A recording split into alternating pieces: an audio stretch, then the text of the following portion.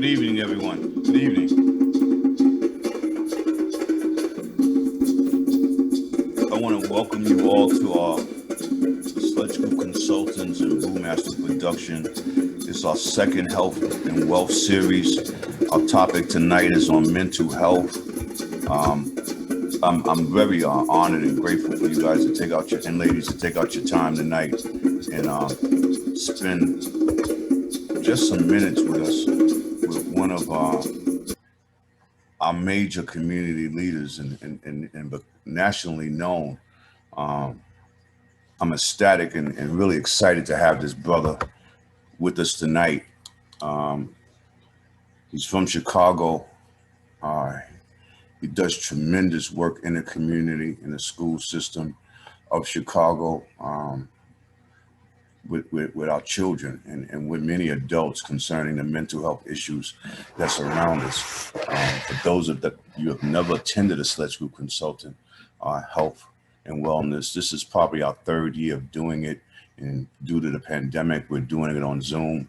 And I like to look at the advantages of our situation, and we're able to reach people across many states.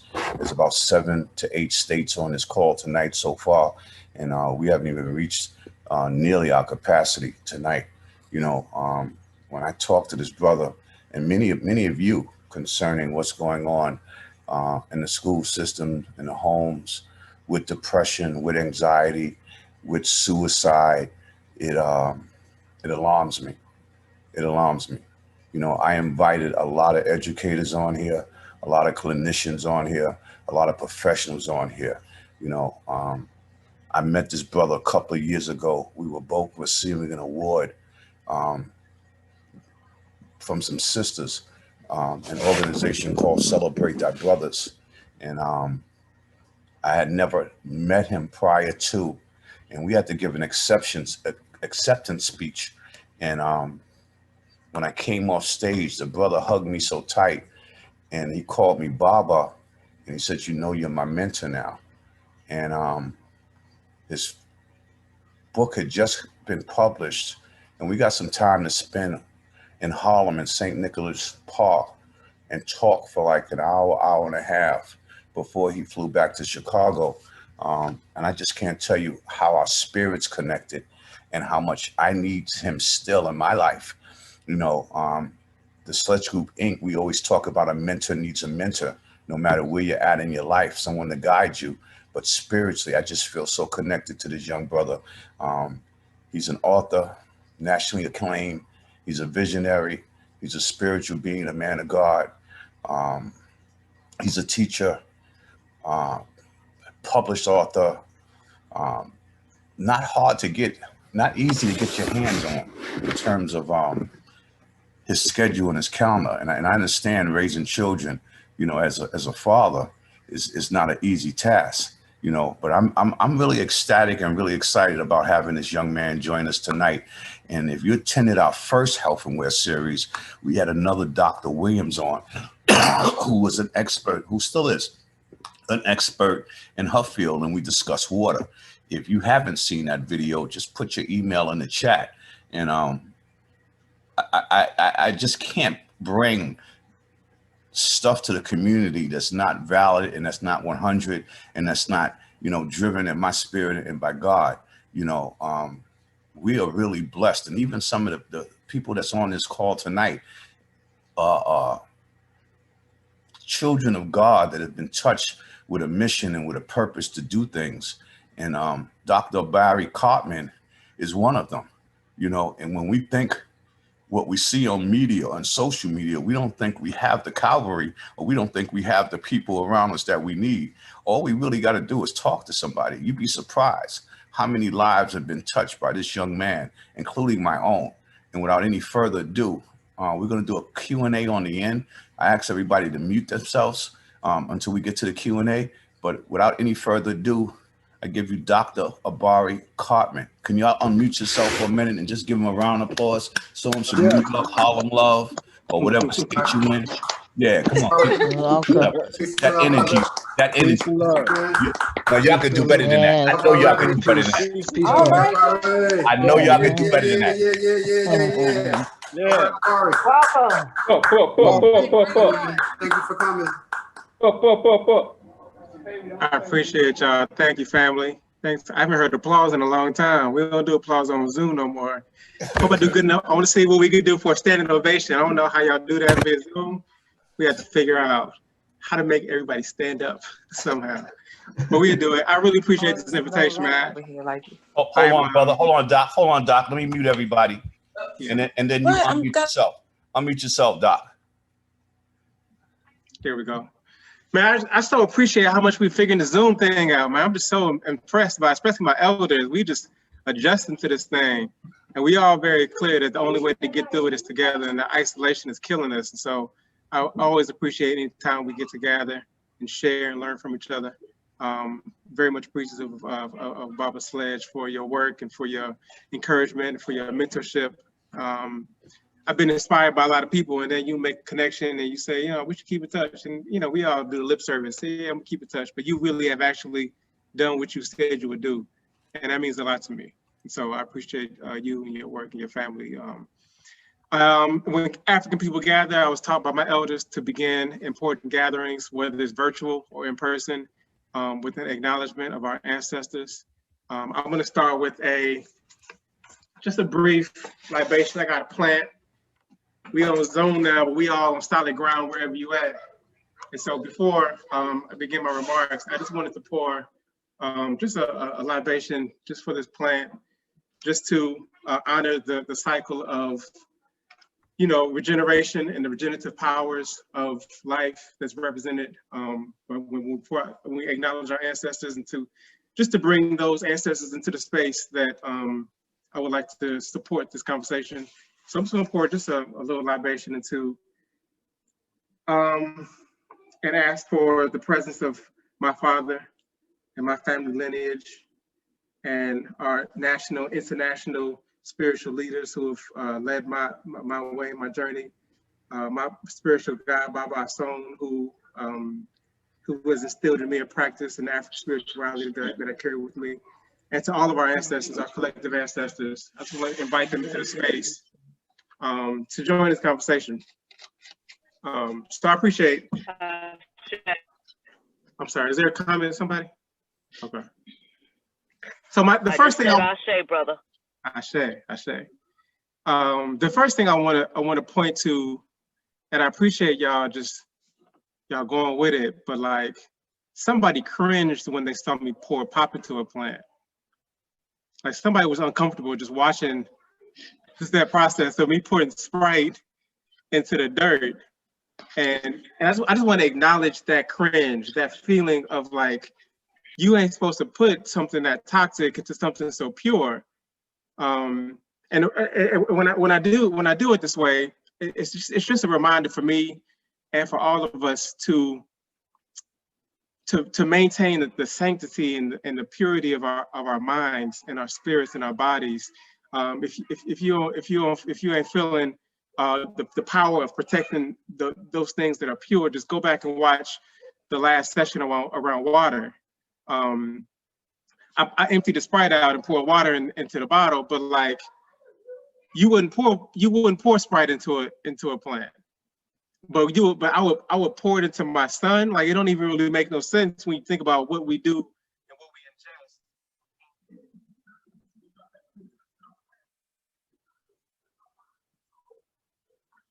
You're muted, Doc.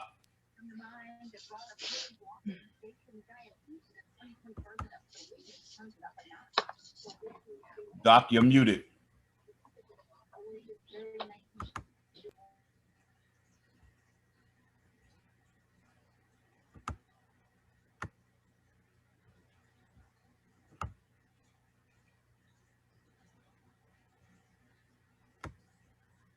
Can't hear you, Dr. Barry.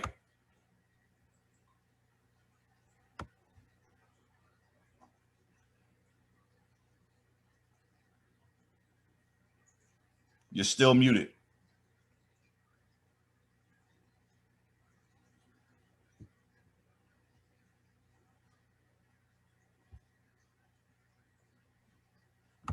How about You're that? good now. You're good now.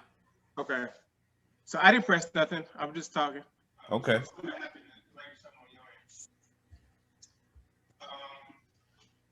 So I start with the pouring libation into a plant using a pop bottle, just to jolt us and to remind us of the discomfort of watching pouring something impure into something that's beautiful.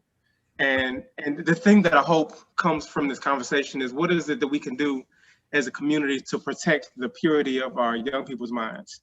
That they are ingesting things, toxic things, from the music and from the media and from the world we're in. There's no way to be in America without being constantly exposed to that is toxic. And I can do that activity in front of young people and they'd be like, wait, well, no, don't put no Sprite in no plant. And then they'll drink the Sprite.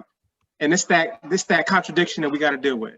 What is it that makes a pot of dirt with some seeds in it that we are clear that is precious and needs to be protected, that we don't have that same flinch in our heart when we see our young people ingesting all the toxins that they are ingesting every day?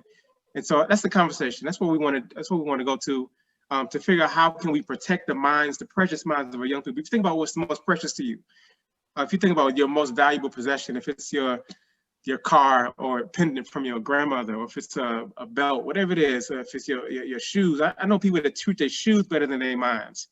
If you go into a house that looks like it's pristine, somebody cleaned up, somebody cares about this house, you would take your shoes off naturally just because you didn't want to track mud through it. We don't have that same preciousness around our mind.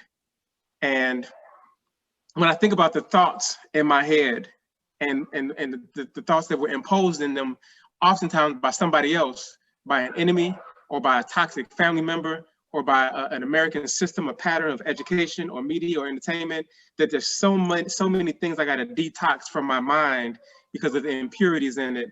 And it's a process, and it's easy to say, it's not easy to do, but I think it's something that we can come up with when we bring such brilliant people together like this community, and do that and teach that to our children through rituals, through practice.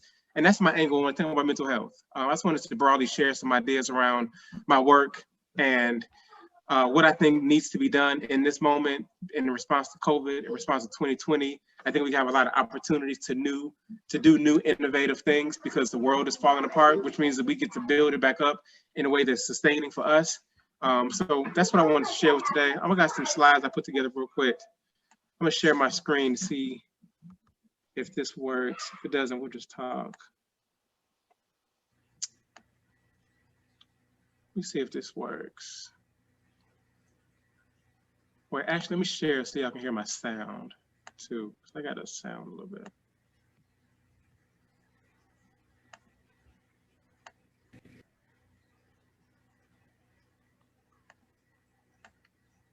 Okay, can y'all see me? Y'all see my screen? Yes, sir. Perfect, okay. Yes. So there's a couple things I want to point to in terms of my orientation, the reason that I do this work, things that ground me and my perspectives around mental health.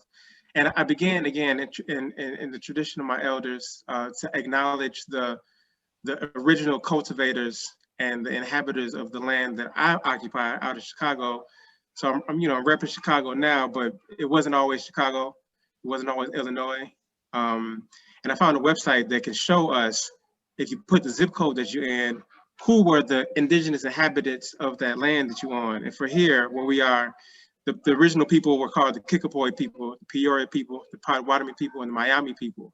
And I think it's really important to acknowledge just that history, particularly this time of year when we talk about the moment between Indigenous Peoples Day, so-called Columbus Day, and Thanksgiving, that this is a period of remembrance and acknowledging that the spiritual groundwork laid by those Indigenous people that went through serious traumas.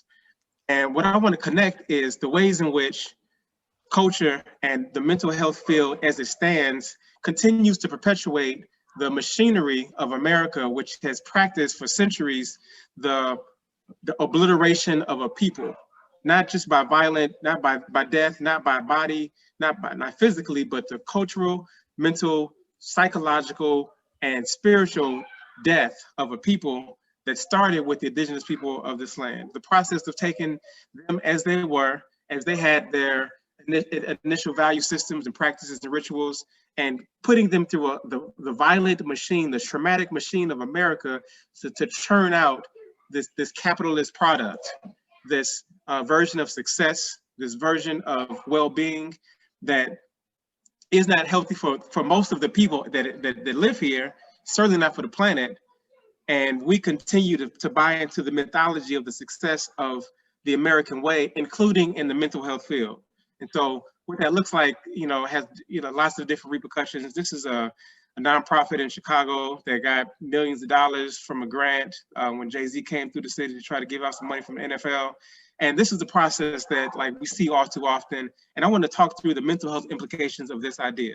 This idea that this white lady who has a nonprofit with a bunch of money now thinks that to change and to give these young Black men a better life, to tame them, to make them less savage, to make them more palatable for American capitalism, that there are lots of layers of mental damage that go along that process, and our healing has to come from that perspective. I very clearly got a PhD in white psychology. Very clearly went to Hampton University, a Black school, still learn more about white people than I did Black people. So there's a machinery that is trying to, and sometimes even with best interests, to do what parents try to do to make their children more appealing, more successful, to be more well, and doing it in a way that is rooted in psychopathology that is masking itself as healing because they are in control of all the institutions. And so I say, I got a white degree in European philosophy and Western value systems, but the truth is all of us did. Anybody you go to that got a license, they got some degrees, we all had to go through this process of learning the original sort of masters of the field based on a perspective that was never intended for our actual well-being or healing. And that just brings us to today. Right now, we are in a moment of severe concern. This article talks about the way stress is already killing Black people. The COVID is making it worse. We saw spikes in depression and anxiety after George Floyd, that we as communal people get impacted when we see these stories, when we hear these names, that it's not just some strange person from another community, that these are our people, these are our brothers and sisters that we lose. And what we need in this moment is collective rituals for grieving, to retain our power, to go through processes to elevate those that we lose to ancestral status. But we've lost so much of these practices that, and I say lost like we didn't forget, like it didn't just fall out of pocket like keys. We didn't forget it like a birthday, like it was stumped out of our brain like traumatic brain injury. That somebody, our enemy, realized that the power and the medicine of our rituals and our traditions and our perspectives, and they understand that we could not maintain those, that it had to make it illegal to drum, to speak our languages, to practice and say the names of our gods. Like they understood the power in that. And all of us that consider ourselves healers have to find ways to reclaim that. Last week I had to take my children, these are my two boys, 8-year-old, 5-year-old, had to take them to a Mexican neighborhood to show them a public shrine, to introduce this idea that other cultures and communities still have retained their practices of connecting to ancestors, of acknowledging the connections between the living and the dead. They still practice the Dia de los Muertos kinds of ceremonies, and they do it publicly. This is in a public library. I've been in African-centered institutions my whole life. I went to African-centered private school and drumming for African companies and part of African Psychology Association. We still don't do public shrines like this. And there's something about, my diagnosis of that is there's a sickness embedded in that. There's a insanity embedded in that needs to be a part of how we understand and talk about mental health. Because it's just going to get worse. Like right now in Chicago, I don't know if y'all watching the news, but all over the country, we've been seeing the chaos and the turmoil from the response to all the things that have happened, the several pandemics, the realization that being Black in America is a pre-existing condition all by itself.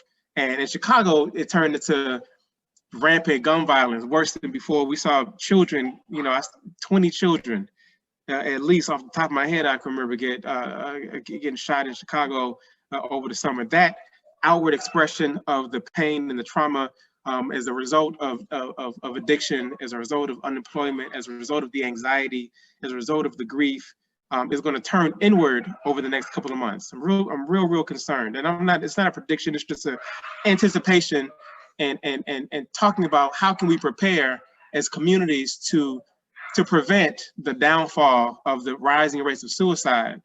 This article says suicide deaths are higher than COVID deaths amid the lockdown. All the numbers that I'm seeing are showing that Black communities are particularly impacted by the suicide numbers. And sometimes the suicide don't look like, a bullet to the head or swallowing a lot of pills. I'm meeting young people that are saying, I ain't want to live no more. And so I just went to the neighborhood where my ops were, my opposition, rival gangs, and just anticipated losing my life. I had a young man 2 weeks ago. It came into my office and was saying that, Doc, I ain't want to live no more. I just, put myself in harm's way. I got shot 3 times. I lived through it, and so I can tell this story. But the way suicide looks, particularly for our young men, isn't always listed in the report. And so it's we in a serious moment right now. It's an all hands on deck moment. It's a crisis of proportions we haven't seen before. But the power of being African is that we've been through pandemics before. We got the kind of strength and resilience and connection to a power source that can get us through this and many more and get us out of it and stronger than we ever were before.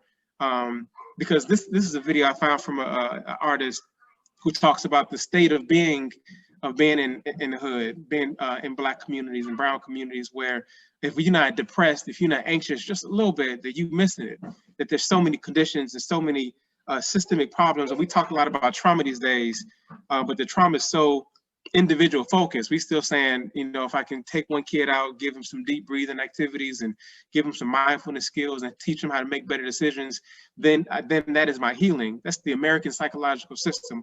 Any psychologist, any counselor, any social worker is trained in a way to think about individual trauma and individual healing. But I want to point us to larger systemic traumas and intergenerational traumas to help us think about what does it mean to heal those things from that level. And there's nothing that I've taught that I was taught in school that puts me in that direction. But I think that we got that. I think we got organic ways and people that are reclaiming old systems that I want to point us to. But I want to play this video real quick. This is artist named The Boy Illinois. He go by Illy now. That just expands this notion of mental health in a way that I really appreciate. Let me know if y'all can hear this or not. If you don't deal with your emotions, one day your emotions gonna deal with you. These blocks, these streets were not designed for you to prosper. That a yes or no? Can y'all hear the video? You can hear it, brother. We can hear it, Doc. All right, good, thanks. They were created to house the residue of destruction that was instilled to break down your family and keep it broken. Why?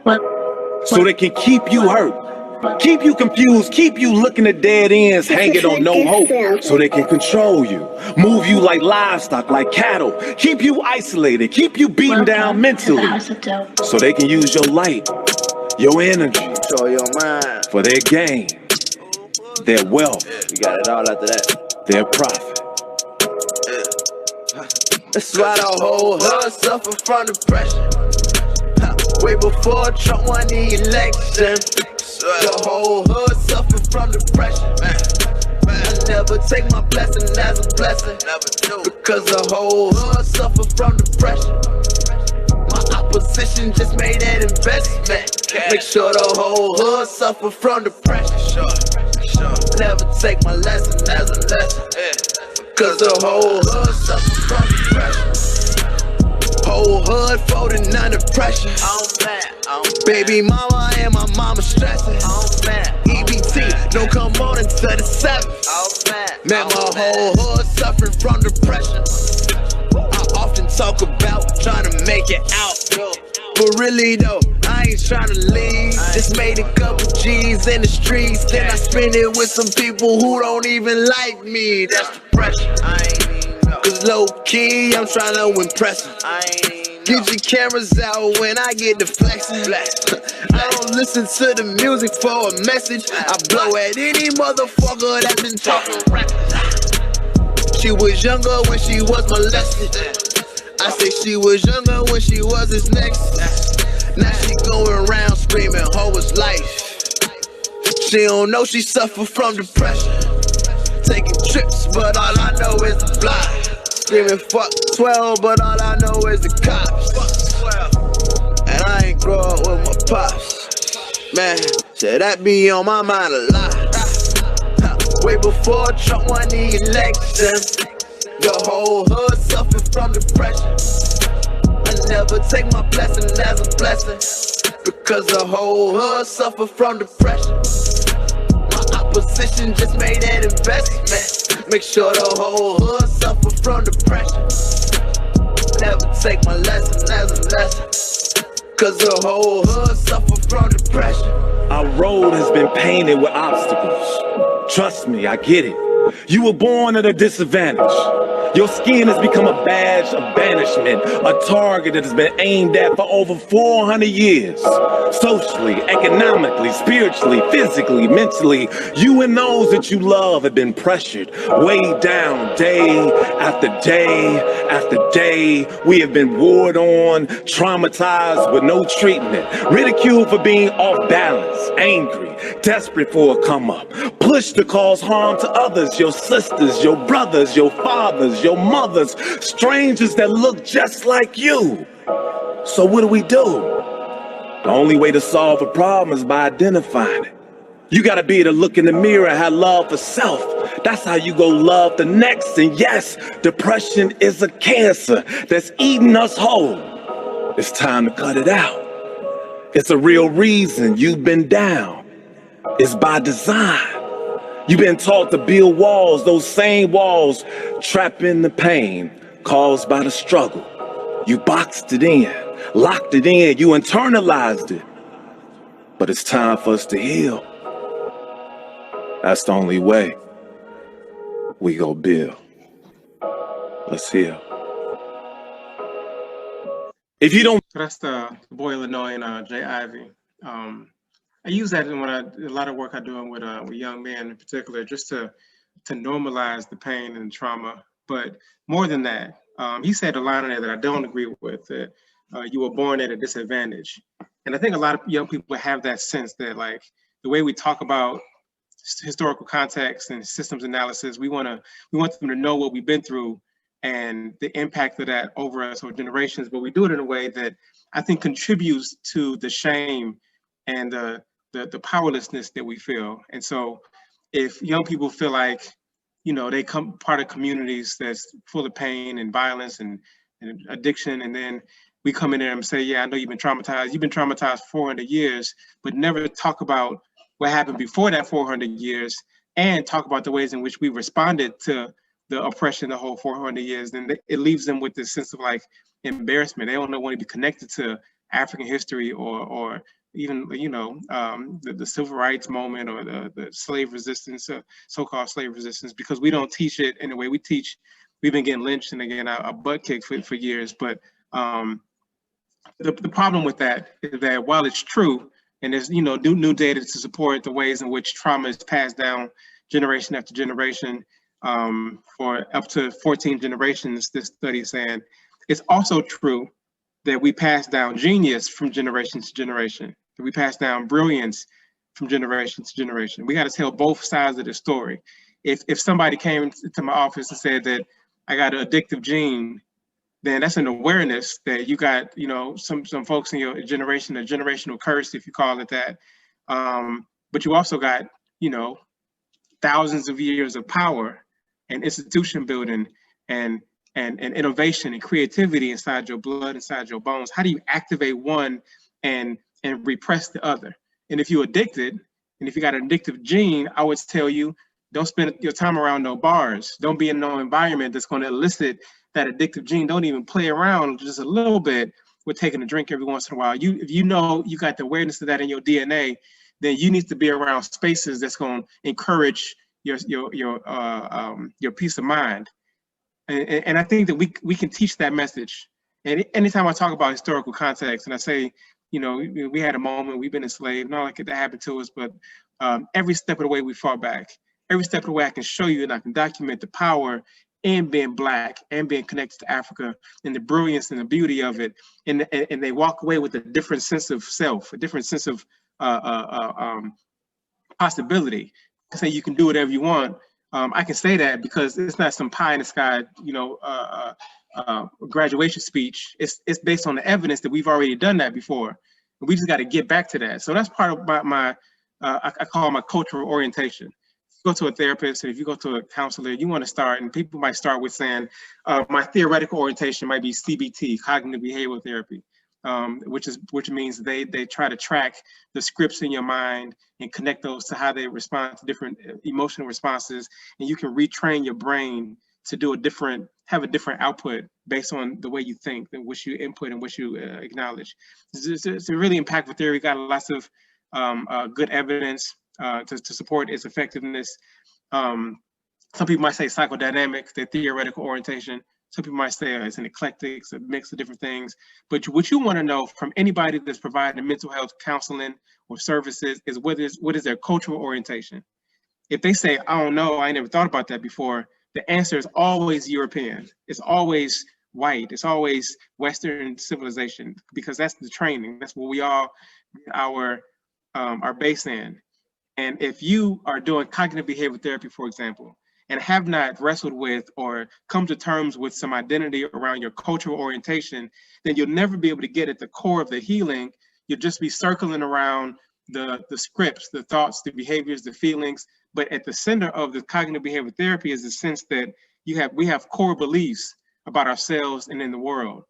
And you can't come through America without having some damage done around our core belief about being Black and African. I grew up still hearing the African booty scratchers. I'm still hearing it. I still hear African booty scratchers today in 2020. When I have a conversation about reintroducing rituals and a public shrine, just that language in some spaces, it bumps against this evil voodoo, this devil worshiping. We think Africa, we think the kids with flies, we think war, we think famine, we think all these negative things. And now we put on top of that, you've been enslaved and you got your ass kicked by these small percentage of white people on the planet. There's this core belief that African is powerless, that Africans are victims, that Africans are worthless. And it's reinforced over and over again by the systems and by the entertainment and by the school systems. And we send our kids to these places and we tell them that's what success looks like. There's an insanity embedded in the whole process. And without a proper cultural orientation, no healer can effectively go to the depths of the need of what Black people need in order to be able to correct that. And there's some folks that have been on this, that have been studying this, that have been thinking about this. A lot of what I draw from when I think about what is impactful work isn't just from like the psychology books or the DSM, the diagnostic tools. I discard a lot of the stuff that I was trained. Most of the stuff that I do in my work is not a function of the things that I learned in the training to become a PhD or a clinical psychologist. A lot of it comes from art. This is a poem that I saw. This is a real short, quick poem from a sister named Nair Waheed that said there are some wounds only Africa can heal, which means that the best cognitive behavioral therapy, the most, you take the top trained Harvard, Princeton, whatever you think is expertise, psychologists, that they can't do they can't make a dent in the healing that is required based on the intergenerational trauma that African people experience in America, but really all over the world. This is another interview that influences my cultural orientation. This is from after the Rwandan genocide. There was some therapists that sent over there to help them heal from that. And this is a response from one of the Rwandans that said that the Rwandan prescription for depression is actually sun, drum, dance, and community. We had a lot of trouble with Western mental health workers who came here immediately after the genocide. We had to ask some of them to leave. They came and their practice did not involve being outside in the sun where you begin to feel better. There was no music or drumming to get your blood flowing again. There was no sense that everyone had taken the day off so that the entire community could come together to try to lift you up and bring you back to joy. There was no acknowledgement of the depression as something invasive and external that could actually be cast out again. Instead, they would take people one at a time into these dingy little rooms and have them sit around for an hour or so and talk about the bad things that happened to them. We had to ask them to leave. This is the motto that they're just praying. Just one-on-one individual, just tell me about your problems. The insurance companies require that if I have a license, if I'm doing therapy, and if I want it to be legit, if I want to consider myself a successful therapist, that I have to be connected to the insurance companies. And what that requires is the moment someone seeks healing from me, they come into my space, whether it's an office or if it's a gym or if it's a couch, wherever we at, is the moment I see you, as soon as you tell me your story, talk about what you're going through, my brain is immediately tuned into what's wrong with you so that I can justify labeling that with some diagnosis so that I can give that to the insurance company. Otherwise, I can't see you no more. Otherwise, without some negative label from diagnosing the trauma you've experienced, then that's the last session. I need to, if I can't find no label, some deficiency, then I discontinue the therapy from before we even start. The training, the fundamental model is broken. On top of that, it's hard to find therapists, even if you're interested in it. And everybody's saying, go to therapy. We have to reduce the stigmas. Some of the numbers are saying a working Black man has to try at least 16 times harder to get a therapy appointment than a middle-class white woman. And this is before pandemic. Right now, every therapist I know got a waiting list. That people are saying, I'm trying to call somebody and weeks go by and I can't even get a return phone call. The model is broken. The practitioners, because of the way we train and the way the system is set up, is not equipped to deal with the level of harm that we've experienced and the amount of need and the type, the content, the direction, the cultural orientation. This system is not equipped for us. Because of that, I encourage a lot of people to, go to therapy if you can. The thing that's really useful about therapy is not healing intergenerational harm so much. Most therapists can be really good at helping you function. A lot of the way we diagnose is based on whether or not you're sad enough to make you not be able to go back to work every day. And the corporations are getting into it, and they give them more time to go to therapists. And there's more resources they put in to make sure that their workers are more functioning better at the job. That's not intergenerational healing. That's just maintaining. That's just survival. And survival in this context is being a cog in a wheel that maintains the power system as it is. And if we want to disrupt that, if we want to stop the systemic harm and trauma that's impacting our communities, it's going to take much more than individual deep breathing and decision making. Some of these things I have on this list here, I came up with this. I had a group of 12-year-olds. We came up with this list together. There's a natural intuition about healing that we give away to the experts. And I say that, knowing full well that like my income, like my monetary flow is dependent on me making everybody believe that I have this expertise that you require to come to in order for you to be healed. The truth is that like a lot of this stuff that is therapeutic, you can do naturally. We can do as communities. We can do in families. That we can find tools that come through books or through YouTube just to get the skill set or get but it's really about creating the space. Community space for healing is the only way to really effectively get at all of the pain and trauma that we're experiencing and continue to experience. There might not be a licensed therapist in a room for that, But I think that we have natural insight into what this looks like for ourselves. I bring it out week after week. I got a Black male wellness group. We play drums, we play hip hop music. We have food. Sometimes we be outside. Most of the time, they don't know that I'm a PhD in psychology. It's just brothers coming together, sharing what we know, using the portal that gets created when we tap into our indigenous practices. The drum is a language that, right now we speak in this conversation in English as a consequence of the intergenerational trauma. My most intimate thoughts, but I can't even tell my son I love him without using my oppressor's tongue. But like the drums allow me a space, just a reprieve from the trauma that we have embedded. People call me Dr. Cartman with some esteem, but like always, every single time, it never loses my mind. I never forget that Cartman is a praise song to the enemy of my people. And I thought about changing it, right?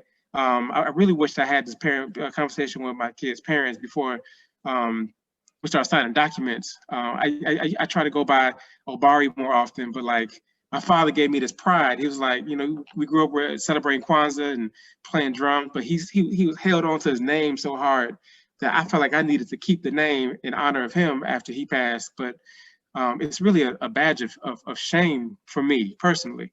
And so these are the things that I think about as a healer, as a mental health practitioner.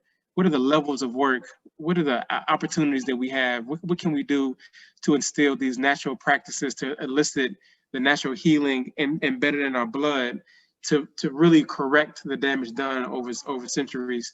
I use drums because that's the thing I love, but there's so many things that we can do. If it's gardening, if it's dance, if it's movement, if it's writing, there's so many things that are therapeutic in ways that sometimes therapy itself, sitting with an office and somebody with their glasses and notepad, sometimes therapy isn't as therapeutic as some of the things that are already organically in our lives, in our community. One of the things that's really important, man, is I use this slide just to point to how, particularly for young men, that they come to me without like a language of emotional intelligence. They might say, I feel a kind of way, or some feel off, or the sadness is masked underneath anger. And really just anger is what I get them to comfortably express. But the anger is a umbrella emotion for grief, for embarrassment, for anxiety, for so many things. So to begin to correct that, just that very simple know thyself, to be able to get in touch with their bodies. I use drums and meditation and breathing exercises to be able to just help them be aware of like where their emotion centers are, where you feel the tension at in your stomach when your legs start shaking, the butterflies in your stomach, to be able to just acknowledge that it's natural, that there's emotions that are trying to guide you to navigate the world clear, but we taught you to shut it off and to be numb to it and to mask it and to pretend like it's not real and just to posture everything is fine. And we got to undo that damage. There's lots of stats that new numbers that talking about the effects of group drumming. A lot of it is done by white people.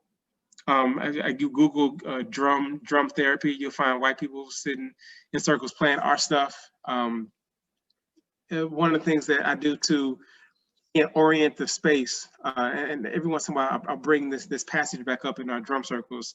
What it is a legislature from Jamaica during enslavement that said, for the prevention of the meeting of slaves in great numbers on Sundays and holidays, whereby they have taken the liberty to contrive and bring to pass many of their bloody and inhumane transactions, no master or mistress or overseer shall suffer any drumming or meeting of any slaves not belonging to their own plantations to rendezvous, feast, revel, beat drum, or cause any disturbance. And so what I bring this up for is we had enemies that were so insane, so calculated, and so not even like evil, just like in a judgmental way. They were just so deliberately submitting to their demons that they had the audacity to say that they were trying to prevent inhumane and bloody transactions from enslaved Africans who, just when they gathered, just when they touched their drums, when they spoke their language, that they invoked an insight and a power that would turn things over, that would shift the power dynamics. That because they knew that they outlaw all of these healing practices that we brought with us, and so my position as a psychologist, so-called, as a contemporary healer, is to always make sure that when we create healing space, that we are reintroducing, that we are remembering, that we are reinstituting these practices. And sometimes talking just don't do it. Like some of this stuff is in our blood in ways that we gotta sweat this stuff out. A lot of my work is influenced by the field of African-centered psychology. Again, I had to go to school, but then outside of school, learn a whole new field of study. And I want to end this just by introducing to some of those players, some of those scholars. I'm the current president of the Chicago chapter of the Association of Black Psychologists, which is rooted in this type of scholarship, the African-centered pedagogy and understanding of mental health. And whether you're familiar with them or not, I just wanted to just say the names of some of these folks that we had taught in school. These are the fathers of psychology, but Naim Akbar in his book discovered some of the Medic, the Egyptian word saku, some of the indigenous African origins of even the word psychology, just to connect to our role in thinking about what it means to be human, what it means to be a good person, what it means to have family. These things that psychology attempts to mimic, and we all know it always came from us. So the healing has to go back to us, because that's what the source of it all was. This is one book that I read when I was young, a young student, Even the Right Was White, talking about the historical racism embedded in psychology, and introducing to some of the names and the scholarship of Black psychologists that were instrumental in founding this organization, APSI. This is one of them. These are our videos. I'm gonna skip through these. Kenneth Clark, Reginald Jones. I went to Hampton University, so I had a fellowship with him. So he was the first person to introduce me to all these names. He collected volumes of books of Black psychologists as a part of his scholarship. Dr. Francis Cress Welsing, psychiatrist, has some brilliant theories. Emery Ice Papers. Carl Bell, psychiatrist out of Chicago. Dr. Bobby Wright, psychologist out of Chicago. He wrote Psychopathic Racial Personalities. Wade Nobles. I skipped Amos Wilson. I don't know if here he is, Amos Wilson. I'm actually gonna play this. This is a quick clip of Amos Wilson. One of my favorite psychologists. He wrote the book, The Falsification of African Consciousness. He wrote several brilliant books. If you want to know more about this field, I would start with Amos Wilson. I'm going to play a little bit of his philosophy and his direction for us. One of the interesting things I find about individuals is they have an inherent tendency to form groups. You know, you think about it. We got so much here. But what we need here in the end, and what am I trying to say in the end? That your strength lies in your ethnicity. Your strength lies in your African consciousness. Consciousness is also an instrument of power. It's not just about knowing your African history or knowing yourself.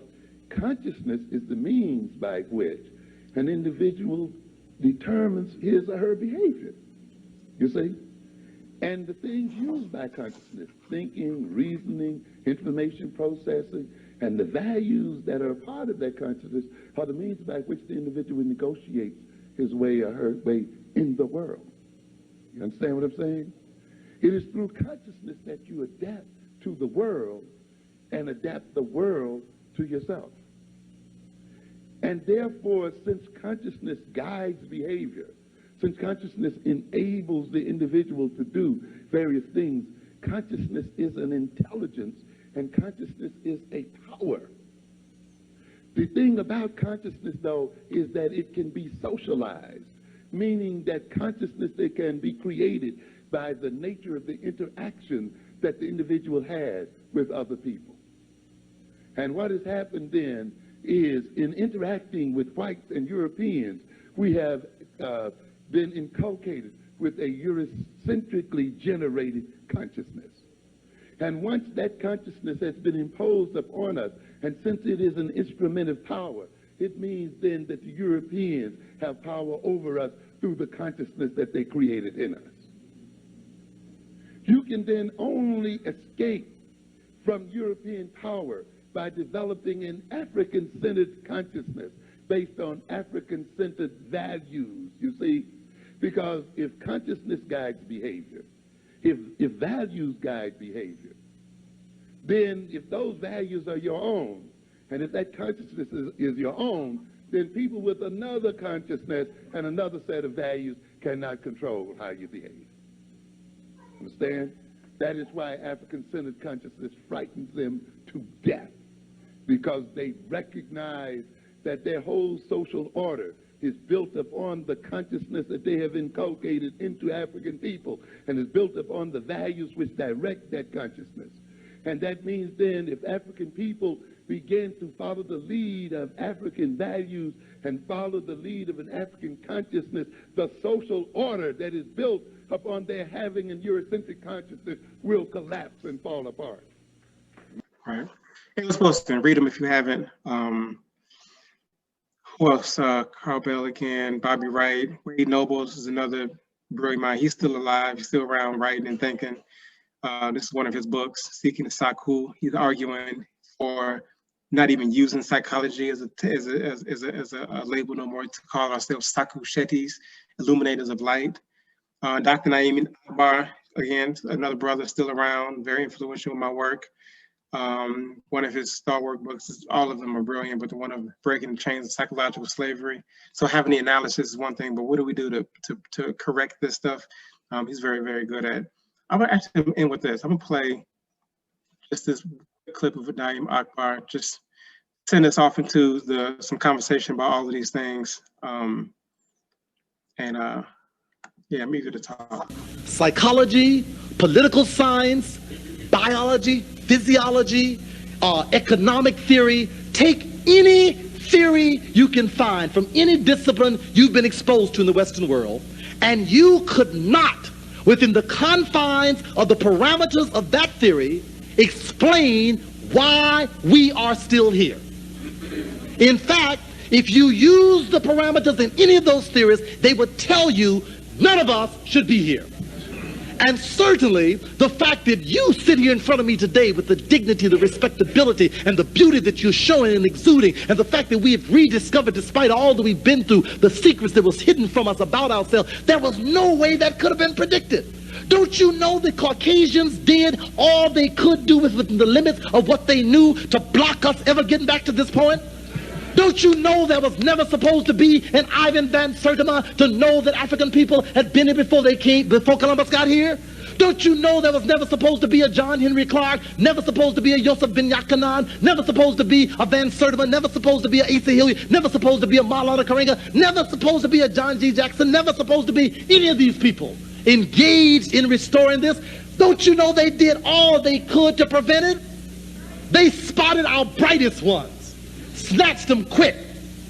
They tried to kill them, then they tried to drive them crazy, and then they simply reprogrammed them.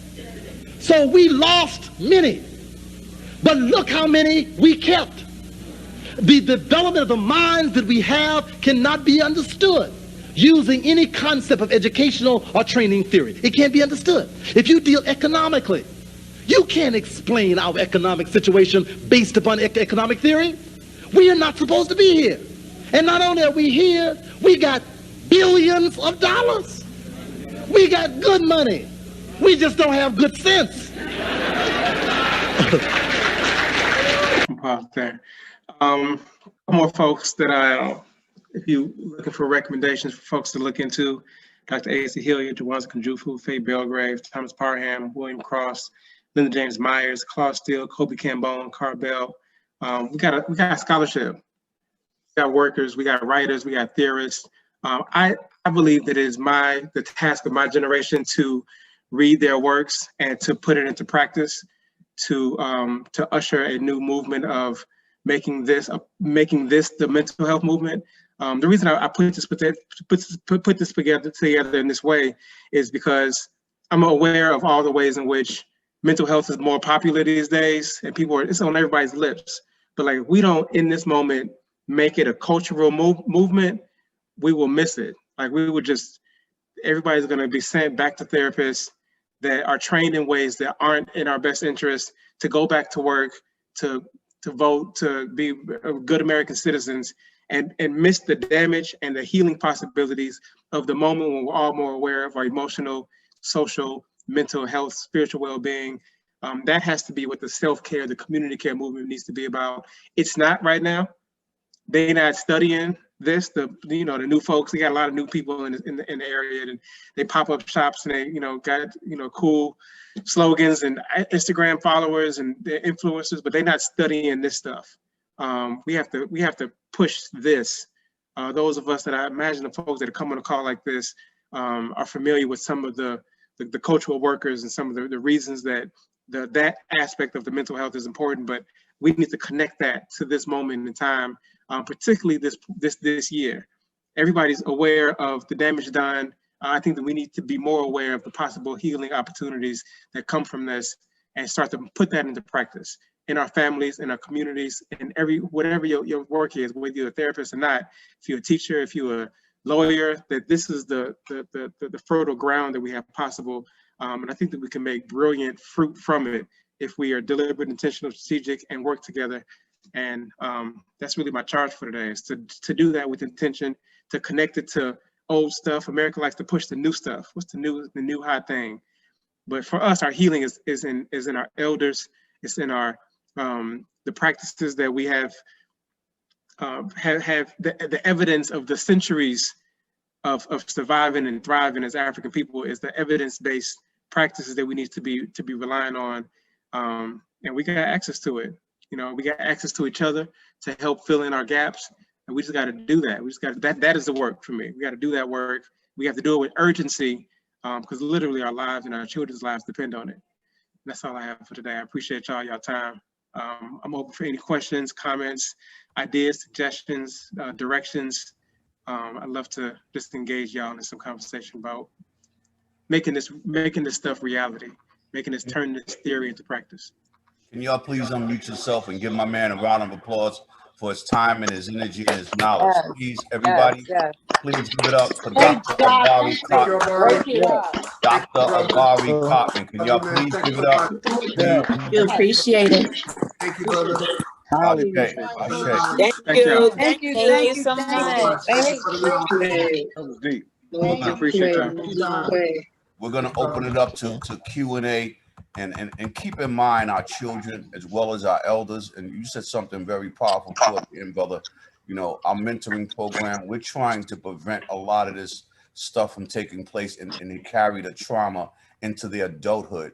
And both our mentoring programs, Sisters United and Real Men, we have a saying in Sledge Group of, you're not responsible for the trauma, but you're responsible for the healing, Doc. True. We're responsible for the healing. And all we're trying to do is promote our community and the experts like yourself in this field. This brother is an expert in the field of mental health. And if you've never been with anyone on this level, this is the time to connect. You never know when you're going to need somebody to guide you. And most of us don't think we have mental health issues or trauma issues. And we go into our 40s, our 50s, and our 60s, and we crazy as a bed bug. And we wonder why we keep going around in circles and circles and circles. I just want to tap on a little bit.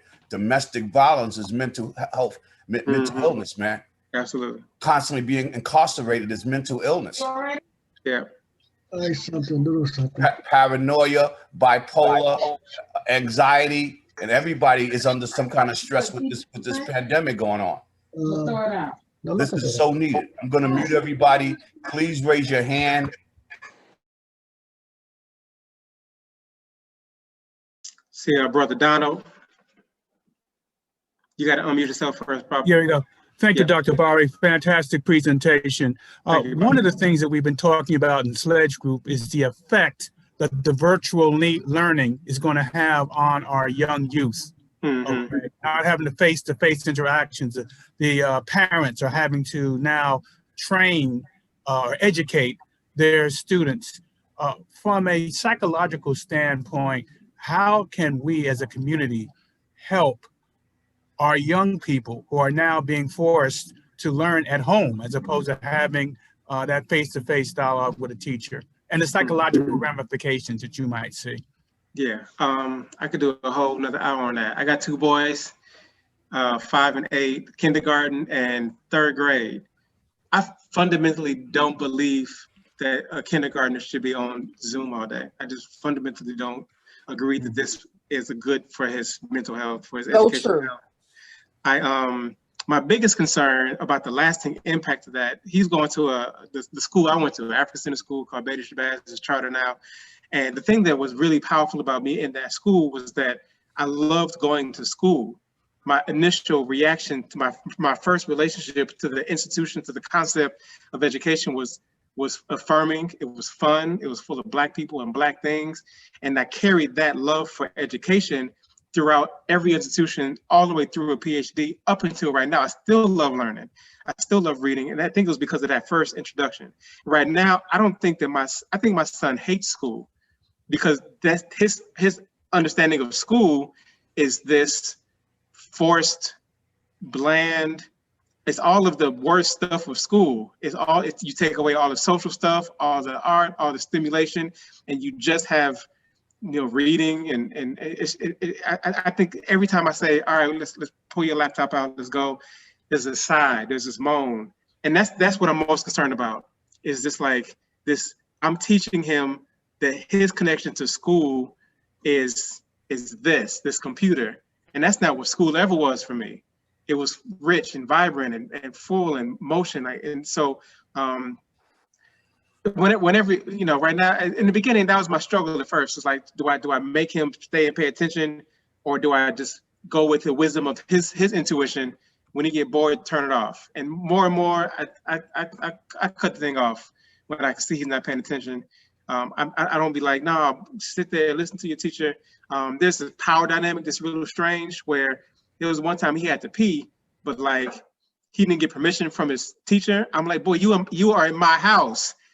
Have somebody from another screen is taking over the power. These kids are afraid to eat snacks, even though I tell them it's okay, just because this strange, like, I'm telling them to respect the teacher.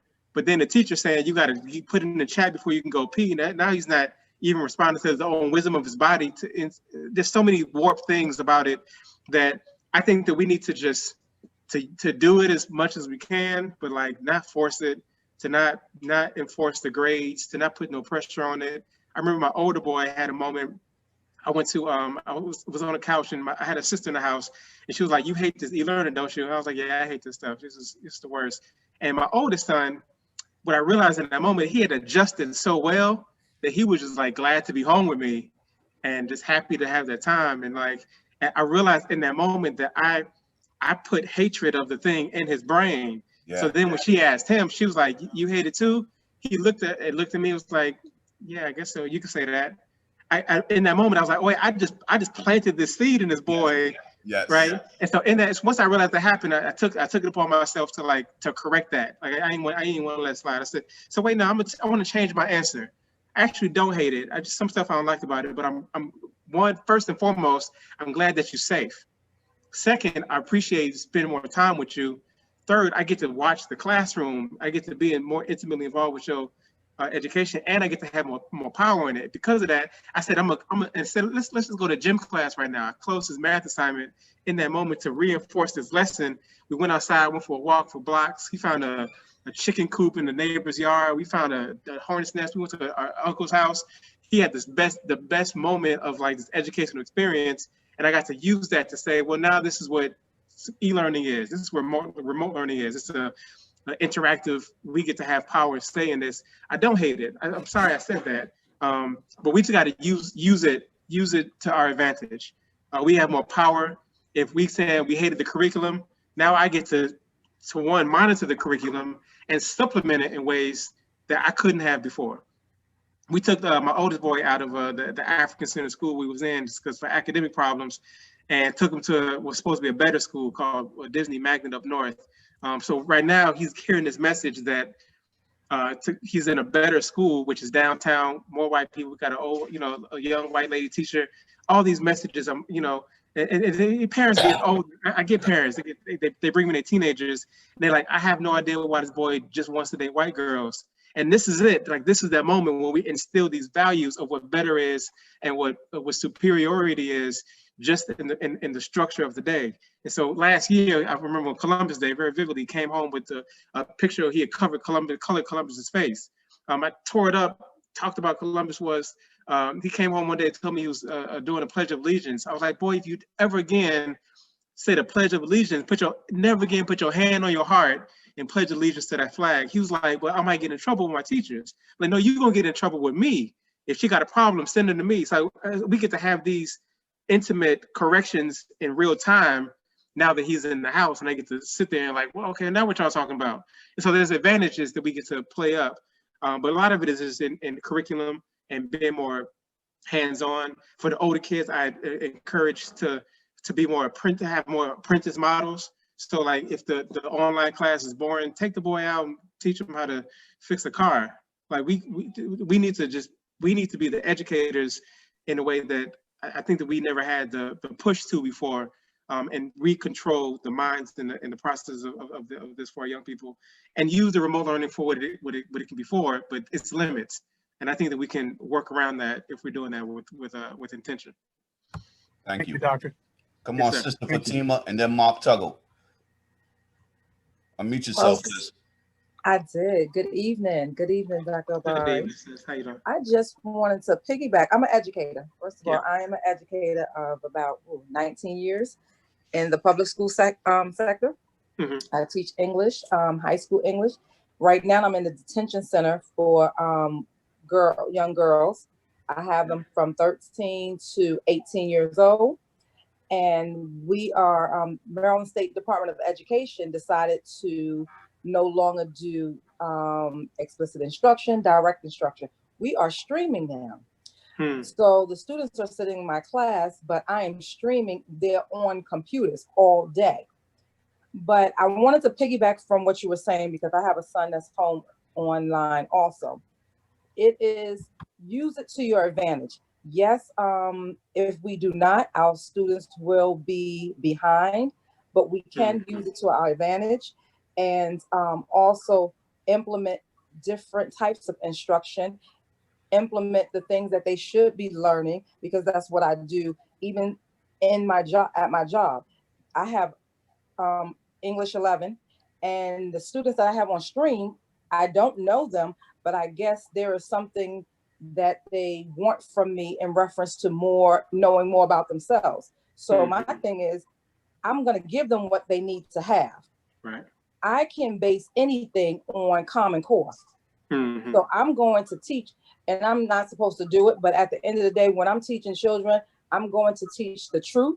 I'm going to teach what they need to have and what they need once they get out the detention center, because they're not going to be there forever. So they're going to be in society. So we have to give them what they need to have, even in this virtual learning. And hopefully there are some good instructors on there, because it's not a bad thing, but I do believe that our younger children should not be online this much.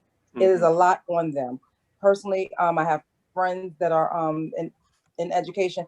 It is a lot on our children that are young.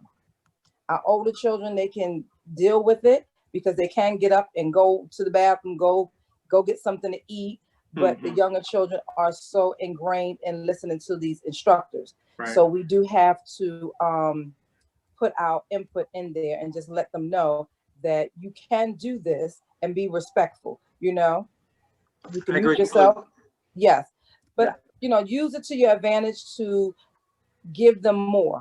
Give them other things that they need to know, because the curriculum is still screwed in reference to feeding us basically European education. I'm just one that steps out the box. That's just what I do. That's just in my nature. I appreciate that. So thank you. Thank you very much. Thank you, Sister Fatima. Come on, Mark Tuggle. And I think Dr. Richardson's hand went up. Come on, Mark Tuggle. Obari, thank you so much, brother. It's good to see you, man. You too, brother. Yeah, man. When I get older, I want to be just like you. Me too. I'm still aspiring to be like myself also. I just be talking OBARI, shit. you know, I'm from Chicago, and I got nieces and nephews who live in Chicago where I was born and raised, and they're adults, they have kids. Yeah. And they would rather text and use Facebook than pick up the phone. Yeah. It's a different generation. What is the basic recommendation that you would suggest to engage them around mental health, not just for themselves, but their kids and the community at large? One of the things that I'm very clear about is, I remember when I was young, maybe like high school, I thought that was real cool because of the things I was into, the music I was doing, the politics, and I thought that I was like innovative and unique. The older I got, the more I realized I'm just a product of a community and a family. Everything that I'm good at, that I like to do, I could attribute to one or both of my parents. And when I realized that, and then became a father, I began to appreciate the power of creating the people, the intergenerational process of giving culture and rules and regulations. And one of the things that I think we've lost over time is the thing that in my house, like I didn't have as much choice as a lot of the young people have right now. So the things that I'm into because my dad was like, get in the car, we going to this meeting, we going to this community center, we going to this lecture, we going to the drum class. And it wasn't like, no, but Dad, I want to stay home and play video games. It wasn't an option. It was just, this is what you do right now. And I think that we need to reclaim some of that power. So what that looks like in a house, I do a weekly yoga session too. My boys they come whether they want to or not. When I can bring my nephews, if I can grab some cousins, it's just get in the car, let's go to this thing. This is an institution, a family practice that we all 2 hours a week minimum have reading time. There's no questions about it. The phones are off. Family dinners, these kind of old-fashioned kind of stuff that we just had the intuitive sense to do that. And I get how we lost it, because I also, I was taking them to a lecture and they loud in the corner. It is so easy to put a phone in their hand just to shut them up for a little bit. I'm trying to write. I got another book I'm working on. It's so easy to get that 3 hours of free space to put the TV on and have that watch them. And so I understand the convenience that we use to get our young people trapped into this. And I'm trapped into it too. I wake up scrolling and fall asleep scrolling like everybody else.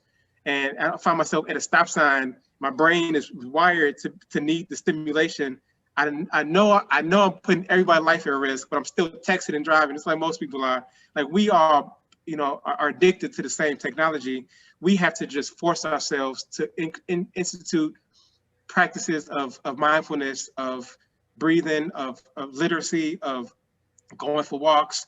We just have to schedule it, prioritize it, do it like it's medicine. Just like you would, you got to go to the doctor, ain't no excuses. You got to go to school. We have to decide these are the things that are important to us. Part of that is human connection is important to me. I'm going to institute that time to make sure no phones, no gadgets, that we are just sitting in the car, driving, going on road trips, whatever it is that we got to do. It's just as simple as prioritizing and scheduling it and having that be the culture of your house.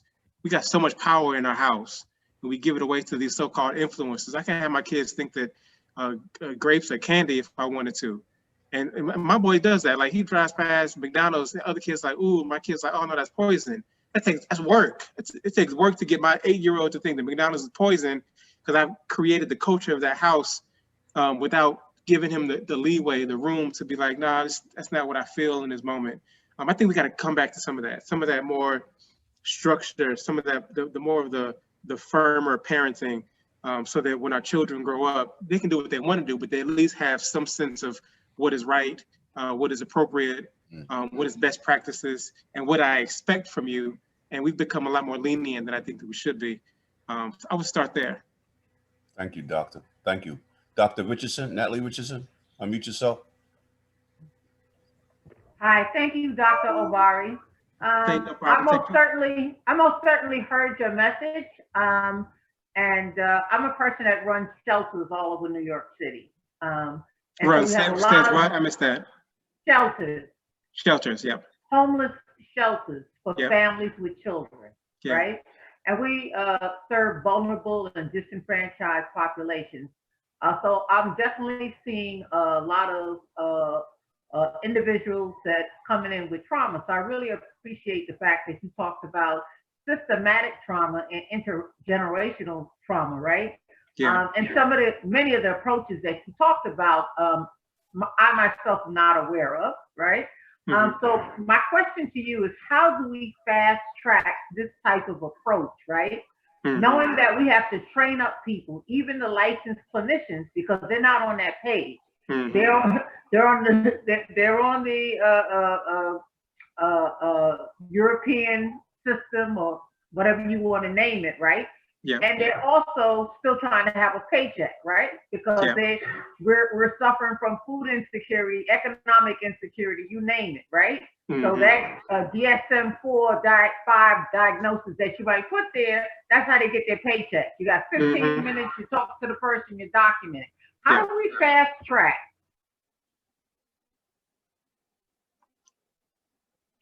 You cut off at how do we fast track? I'm gonna respond to that. I'm not sure if you're still talking. It sounded like you cut off abruptly. Did we lose her completely, Dr. Richardson? I'm looking for her. I think she got knocked out, Doc. Okay. But I'm gonna wait for her to come back to respond to a question. Is somebody else want to move on?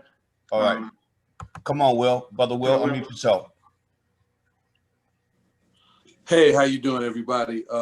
Hey, Brother Obari. I have been saying that I was going to get on one of your feeds or lives forever. We kind of interacted on Facebook a little bit, and I've been in the wing supporting a lot of the things that you do. And I said I would finally get on. The question I have is, because every healer and therapist, no matter how profound, is still working through their own personal traumas and dysfunctions, what type of practices or methodologies would you suggest for teachers, therapists, counselors, you name it, to actually conduct self-healing practices so their psycho-emotional traumas and dysfunctions don't obstruct the work they're trying to do with the people that they're trying to heal, especially the children? I mean, I think that the first step in that is just the awareness. What you just described, that therapists, educators need to do that work. Most are not aware of the need to do that work.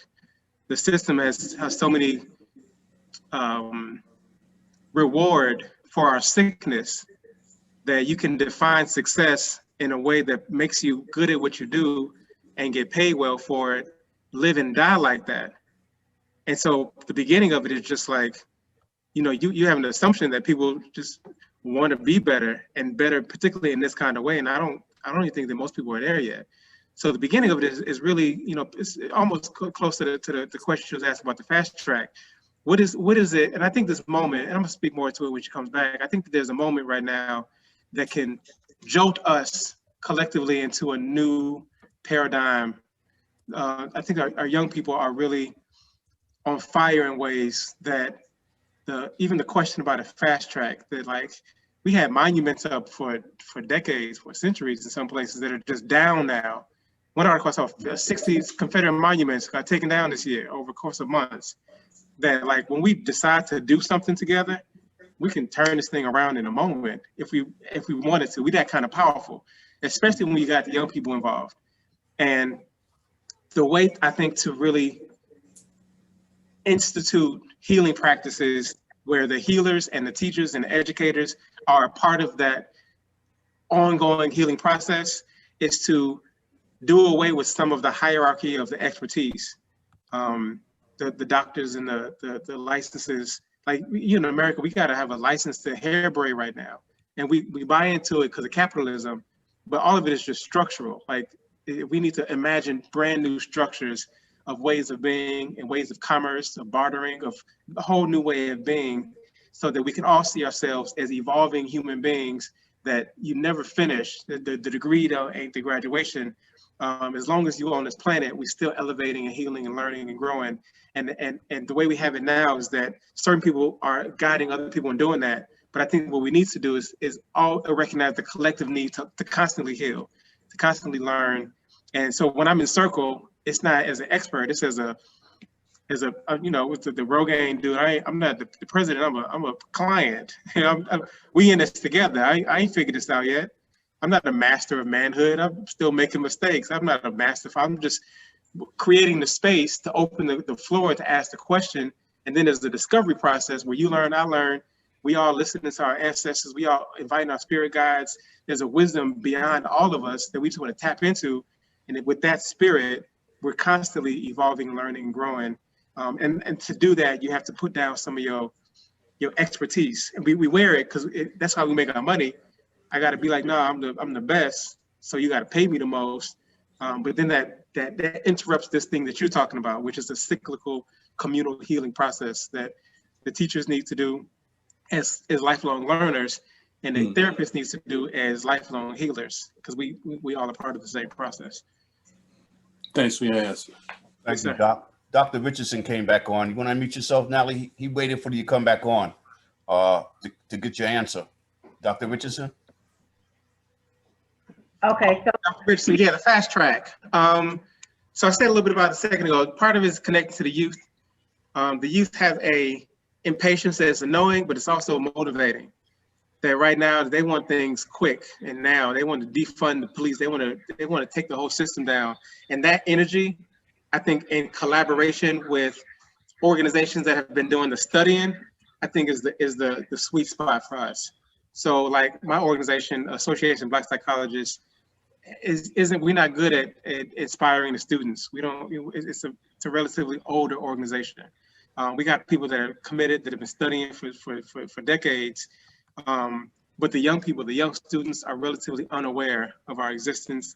They're not joining, they're not seeking membership. We have to create these intentional partnerships with those of us that have been studying, that this is not new to, and connect that with the energy and the motivation and the fire and the urgency of the young people. And that's the fastest track I can think of. Because right now, everybody's aware we need something new and different. And the young people are ready to burn it down. And we don't necessarily have to burn it down necessarily. We just got to build something different. It could be in the midst of this, or it could be within it, but it's got to be quick. There is an urgency that's needed. And when young people do urgency without plans and strategies and grounding, then it's just sporadic movement. It's just marching without a plan. You combine that fire with experience and wisdom, we could create whatever we want to do. I'm worried about this generation's like need for instant gratification, because it doesn't give them the discipline to be able to build skills that make sustainable institutions. But then I'm in Chicago, we're full of Black institutions. NOI, got a bunch of third world press, got a bunch of old Black institutions that are suffering right now because they are not connecting to the young people. And so it's that bridge between the study, the wisdom, the experience, and the youth and the fire and the urgency, that if we can put that together, there's no telling what we can build from that. Right.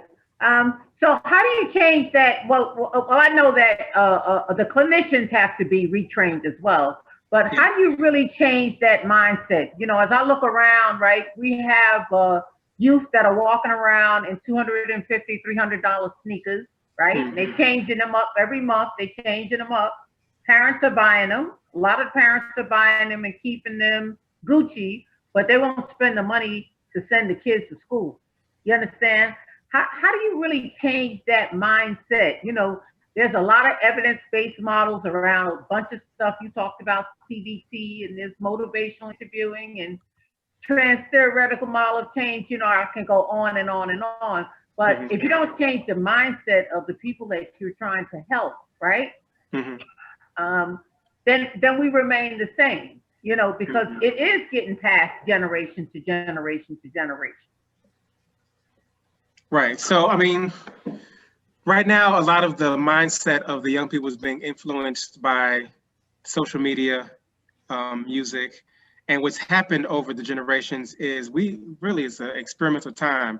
Like I was maybe the last generation that had one TV in the house. So even if it's crap on TV, we are watching it. And so what I'm exposed to has been filtered by the community, by the family. Right now, I got a little sister gets in my car Most of the music I listen to because my father was playing in the car. Right now, I can't pull these earphones out of my sister's ears. The corporations have direct access to the minds of our young people because the technology moves faster than the community were able to keep up with. And so now they're going right to SoundCloud, right? So we saying turn off the radio, they didn't even listen to radio. They're going right to the artists, right to the YouTube, right to the trash, and that is what's creating that mindset. So part of it is really, you know, part of it is systems change, and some of that urgency has to mean burning some buildings down for real. Like some of that means going into corporations and disrupting. Some of that can't be nice. Some of that just means like making some people uncomfortable. And there's ways to do that using technology, but some of that we just gotta, I think sometimes we put our collective energy towards the wrong things. And so in Chicago, for example, like we had a lot of looting and a lot of protesting, but what that meant on the back end was that the police made millions more dollars over overtime. That's right. Their system is so structured so well that they win over and over again. So a lot of what we're talking about can't happen within the structure as it is. So a lot of it has to just be built from scratch and interrupted in very aggressive ways. And that's why I think the young people have to be in the room, and the elders have to guide them towards that. Because a lot of the elders that I'm in, they're tired and they are resting, and they ain't trying to go bust up into no radio station or corporation and to find a radio execs. Like they just, they don't have that kind of energy.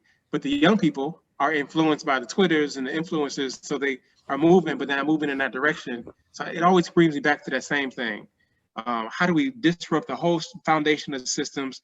How do we do it that's not in a way that's trending, but based on study and research and wisdom, and do it with urgency that's inspired by the energy of the young people, and doing that in a direction that's meaningful for us. I think a lot of young people are more open to African stuff in ways that we can take advantage of. I'm hearing young kids say "Ashe" in their protests. I'm hearing them. They're inspired by like at least the aesthetics of the kente or the unapologetically Black. There's a lot of phrases. We missed the Juneteenth moment. Everybody had red, black, and green flags, but we didn't have study groups about Marcus Garvey. So like it's these moments when we see these moments of like inspiration and movement that we have to like quickly get into them and integrate with some experience and some study and some best practices. And that's just through intentional partnerships over and over again. But I think it's possible. I think all of this is possible. Thank you, Dr. Bari. Douglas Sledge, I see your hand up. Thank you, Dr. Obari. I really loved your presentation. I took a lot out of it. Very insightful and definitely on point. I looked around at the participants that are in this room on this call, and we're all here because we all heard call. Right? So look what's next, like how do we move forward? We all have a part in that movement, right? And it did make for a lot of us, or for all of us, dismantling old beliefs and old thoughts. Yeah. Right, because they're not going to be able to carry us through as we move forward, because there's no way that you can be Black in America and not be affected by mental illness just by the mere fact we're here, right? And the way that we got here and the way that we continue to be here. So can't hear you. Reception. Where you at? I think she just disappeared altogether. Yeah, she's in another state right now. I just want to add on, Doctor, and with a big thank you, brother, and the intellect that you brought to the table in your own personal experience. You lived this as being a drummer. You lived this as working with the Black male and the community in Chicago. And I'm asking everyone on this call to get involved. Get involved, and let's make the change. Dr. Richardson, I watched her climb to vice president of URI in terms of her position and what she does. And she's a new wave. And just like some of the elders are tired, you have some elders out here that are still on the grind, on the forefront, that are really busy in terms of our children and our community and our family. You know, she asked a question about what do you do when the parents are buying $300 sneakers and the child has the biggest television in the house. You know, it's so needed that we talk to the adults just as much as we talk to the children. For sure. and teach them and show them, you know, what we've been taught and how we grew up is wrong. You know, my wife can't speak right now because of her location, but I remember every Friday we went to Barnes and Noble, and I didn't understand it as the head of the household, but we were spending $80, $90 every Friday in Barnes and Nobles. And now my children are adults and they love reading. They love books. They love research. This kind of stuff has to come home to everybody. And I'm not saying spend $80, $90. The quality time that you spend with your child, even in relationships, the quality time that you spend with your mate or lack of, it has an end result. And you're right. You can't compete with that going directly in the brain. Feed a thought, feed a thought, feed a thought. It becomes an action, whether it's positive or negative. And the most powerful tool in the hands of the oppressor is the mind of the oppressed. Right. I believe this mental health and mental wellness is so much needed. And there's a lot of people on here that shy that didn't put their hands up. But I just want y'all to be able to reach out to Dr. Barry, myself, or anybody else on here. You have a young lady doing excellent work in Harlem, Stephanie with domestic violence. You just had Sean Dove on. He had to go to another Zoom conference meeting, campaign for Black male achievement. You got some powerful leaders and clinicians and instructors, martial art instructors that need some guidance in terms of how do we win this fight on mental health? You didn't even touch on the drug addiction deep or the alcoholism deep that stems in our community and the effect it has on the children that they have. You know, we don't label our children in Sledge Group. We don't believe in ADT and all these other issues that the government labeled on their child. And what I say to many parents, don't allow them to label your child. Don't allow them to label your child. Don't allow them to label your child. At some point, we have to stand up as the adults or as the elders and speak up for our most precious possession, which is our children. Right. And a lot of times for ourselves. Brother, it's a blessing to have you here, man. And I'm just grateful for you. I'm grateful for you. I'm just grateful for you, man. It's beautiful, the life you're living and the example you're showing. You're not one of these PhDs that's out here talking and making a ton of money and not living this thing. You're walking this every day, brother, in Chicago, in a community just like Harlem, where it's not easy. I'm asking everybody to support you. Go to his YouTube page. I put all his stuff up. Purchase his book. And what I love, I heard a video, a YouTube about you. You ain't shopping on Amazon. We need to support ourselves, and we don't do that well. That's mental illness. We'll support everybody else but our own people. 20 years Sledge Group Inc. has been in position, and I got to say, the majority of the people on this call has supported us, but we won't support our own. Not in education, not in martial arts, not in physical therapy. We just won't support our own. We will find every reason mentally to go support somebody else that we don't even know. That's crazy. Any of y'all on social media, and most of my messaging and media marketing has been on social media. If any of y'all on social media, talk about tonight. Talk about Dr. Bari.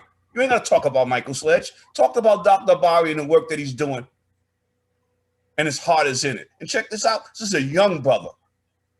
This is a young brother.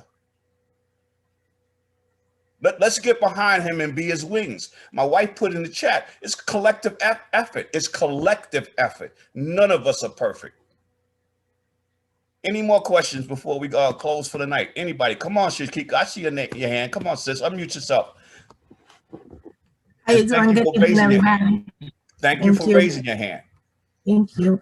I have a question. I was part of a group. I moved upstate from Harlem to go to school, to go to college, and I stayed up here. It's cheaper to live. But a couple of us that are from the city that live up here now tried to start a group where the police department would get in touch with the community. Like we had events where the kids would come to the park and they play basketball, they have hot dogs, you know, different games, just trying to get the police more acquainted with the kids in the community. So when they grow up, you know, it won't be chaotic as, oh, Johnny, I see you over there doing this craziness, cut it out, because I know, you know, your mother don't like that, instead of yoking them up and taking them downtown.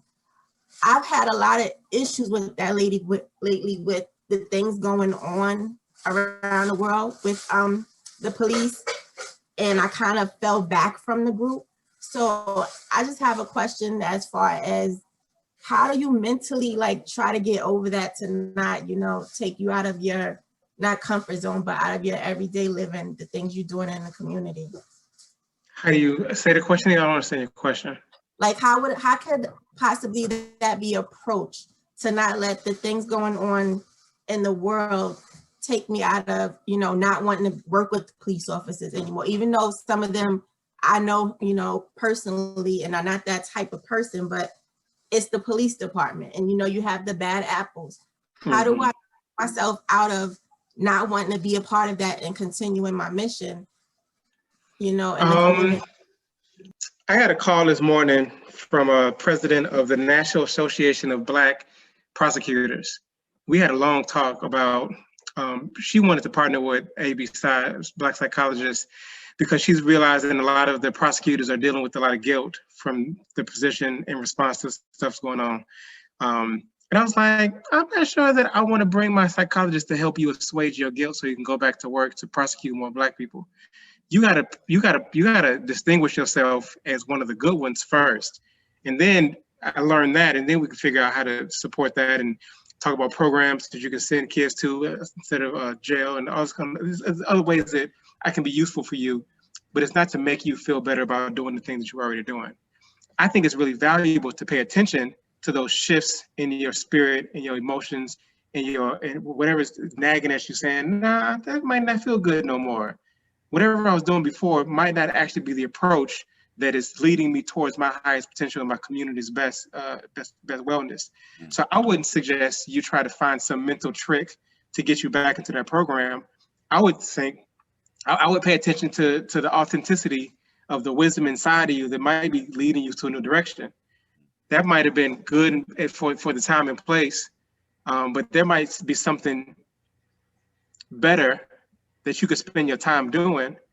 And then there might be other people that do the police and the kids playing basketball. And it's not necessarily a bad program, but you yourself might be on to something else now.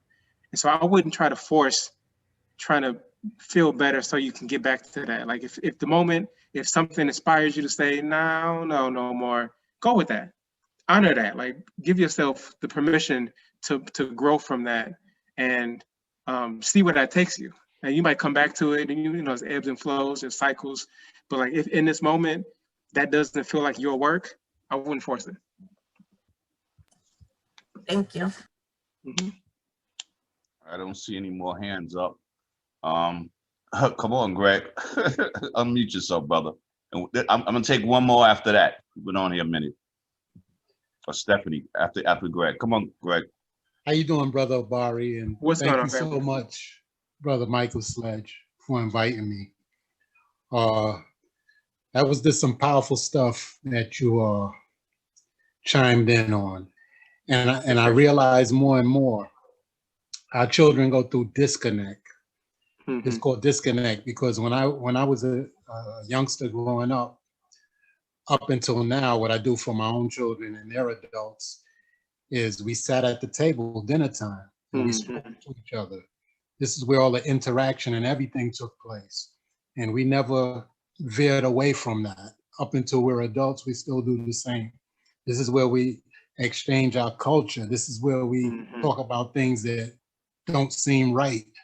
Yeah. This is where everything goes down. And now with technology and everything in the disconnect, it comes back a little full circle, but it's kind of crazy because you have parents at home and, you know, their children are home, and now comes the mental illness when you have to deal with what we already been dealing with when we were younger, which is dealing with our children coming up and having that dialogue. It seemed like we don't have the patience for that anymore. No, part of it's patience. Part of it is just get into new routines in our house, especially this year, because we are quarantining. And you got teenagers in the house and they're getting on your nerves. So you would much rather them go into their room, lock up, sit on YouTube all day. We got to interrupt that isolation. Because what happens on the other side of these stories is I find parents that are like, man, I don't know what was wrong with this kid. I thought he was fine. Suicide is the worst end of it, but even if it's not that, even if it's depression or popping some pills or, all this kind of stuff that the kids are into, that we as adults have to interrupt their patterns and go into the room, sit in the room with them, watch what they're watching, play what they plan, listen to what they're listening to, print the lyrics out, have that conversation. They're not gonna come to us. We gotta go into their room, into their world, and instill this as a practice. We want them to read. Sometimes you gotta read too. You can't just instruct that. You want the boys to learn how to cook. Learn how to cook too. Y'all make it a family project. Institute that. Have that be a routine. And then, if something come up, then this is our pattern. This is your rent for living in this house is cooking twice a week with me. Your rent for bills and for electricity and for water. What you exchanging is 2 hours of reading time twice a week. Like, we got to institute these kind of things, and not let them get away with the convenience of the technology, because it's just too many pitfalls. There's too many holes that they're digging themselves into, and then we wake up, we don't know our kids no more. That's on us. Like, we gotta do better about that. Yeah, I can respect that. I have a grandson. He's like 2 years old, and he comes around. Yeah. And it's a balance because he's so advanced with technology. Mm-hmm. But when he gets around me, we walk to the park. Yeah. We look around at things. We talk about the things around us. Mm-hmm. We don't deal with the technology. Mm-hmm. I try to balance it out. Yeah. And as far as reading, thank you, brother. You gave me some homework. Those books, mm-hmm. those books that you showed, I got some homework. Good. Give thanks. Give thanks. Yes, appreciate Thank you. Come on, last one is Miss Stephanie. Unmute yourself, sis.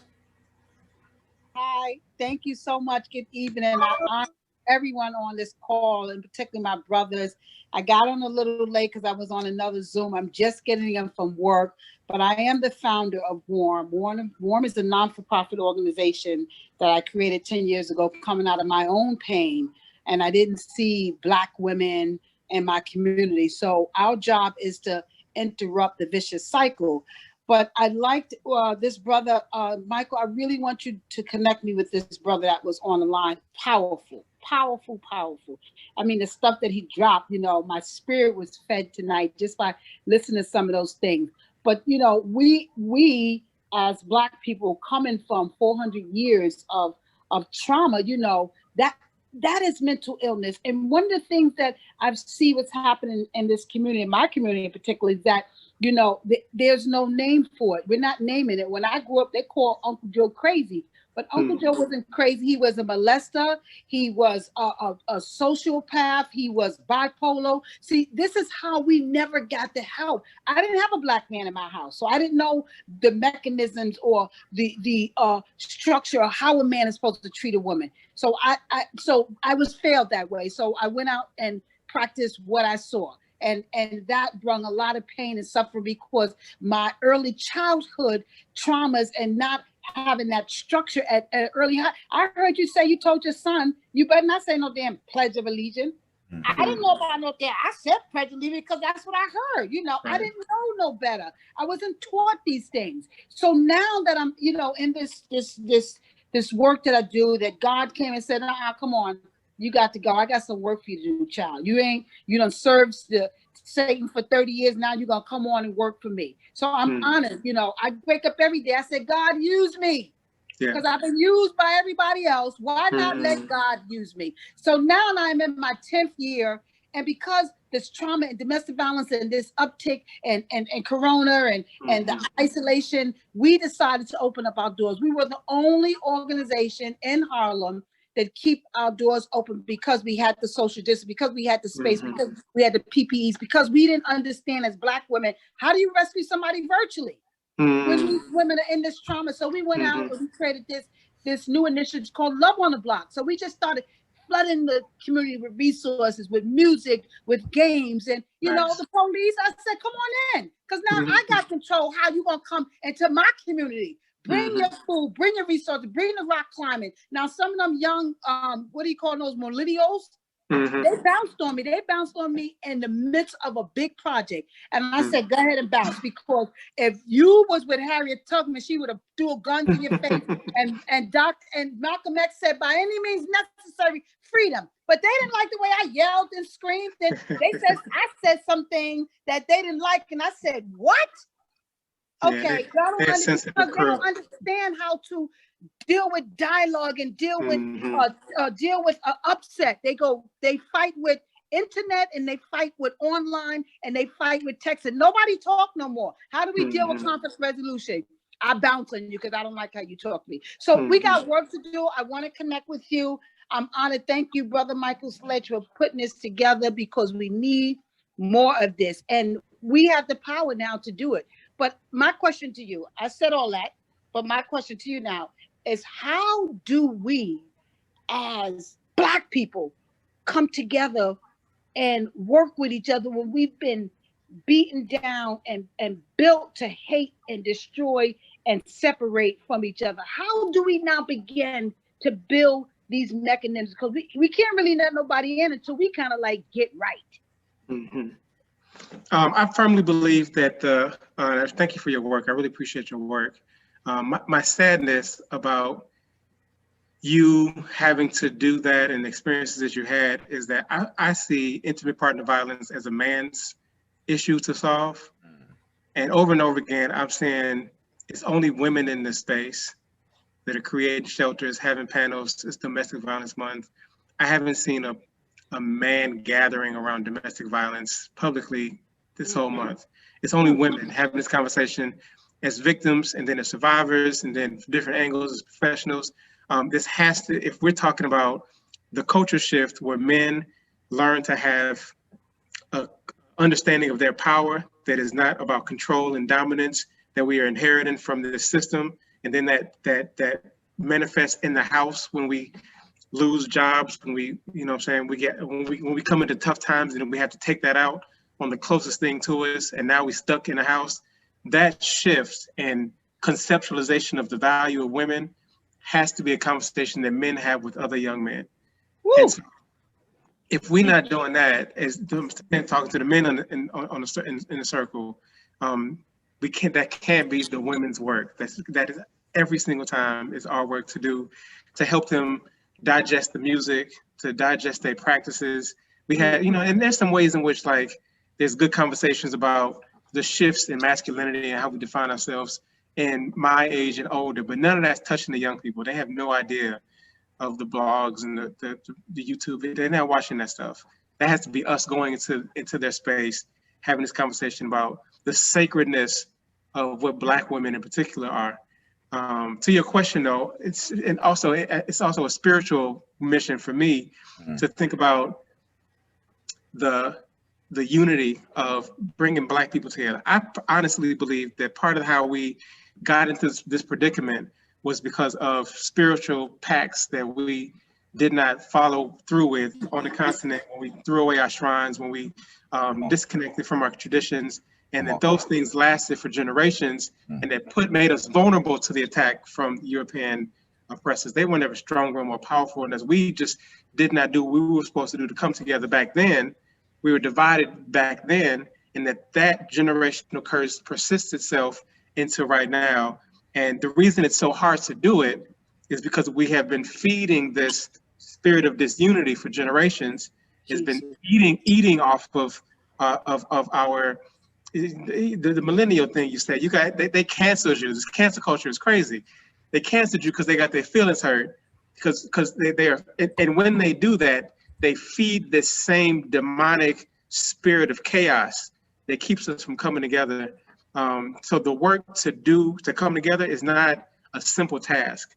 I firmly believe that it's a spiritual task, and that it's going to require some obligations and some offerings to those initial deities that we disrespected on the continent, that are unable to help us to bring ourselves together as a fractured one body. We can't bring this body together because we are still suffering from, and in lots of ways praising, that spirit of disunity, that spirit of chaos, that spirit of competition, that spirit of domination that we gave way to, that America fed and benefited from, that the Europeans serve, that they do secret and public rituals to, that all these Black men you see falling in the street are sacrifices to these demons, that in order to correct that, it's not a conversation, it's not a meeting, it's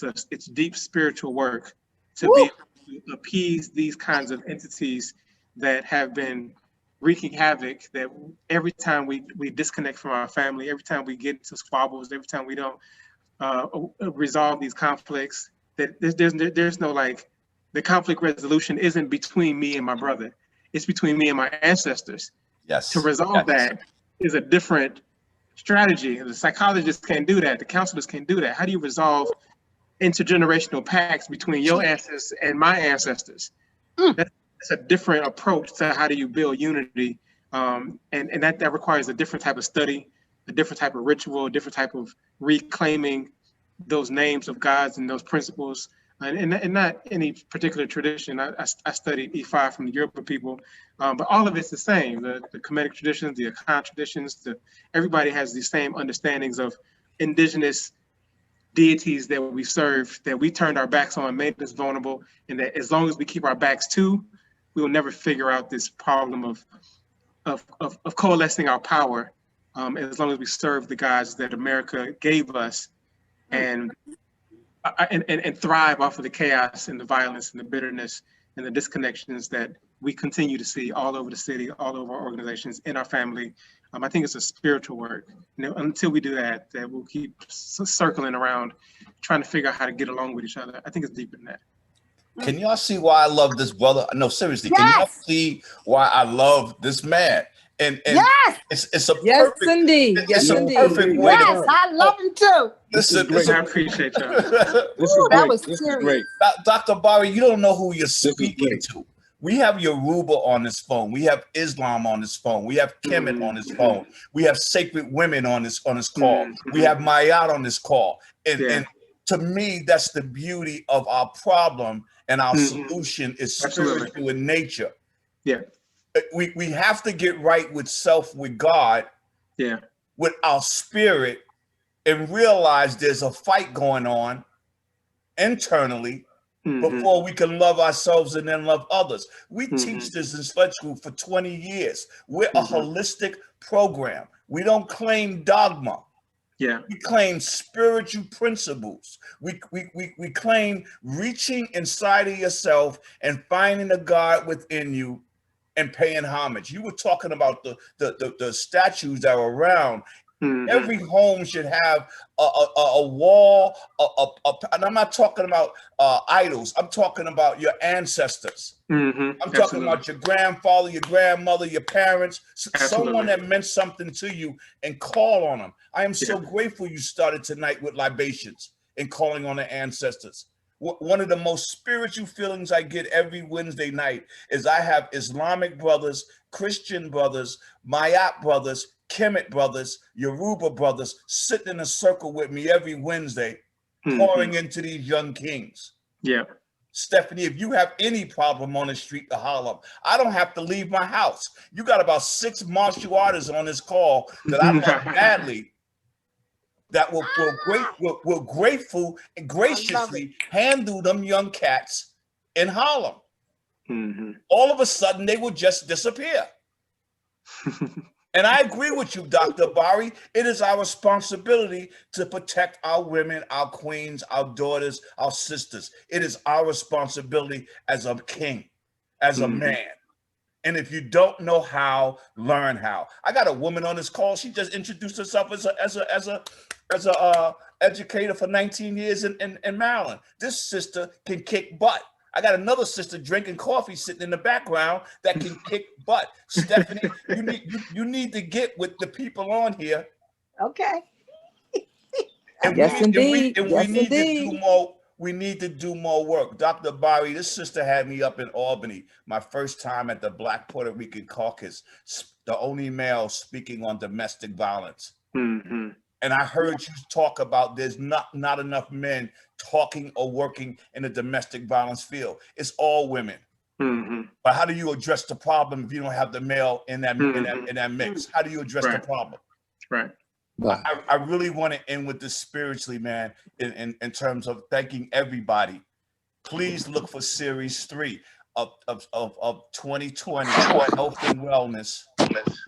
Can you all unmute yourself and just give my brother, my Thank king, you so much, brother. a round of applause? Thank y'all, man. Appreciate y'all.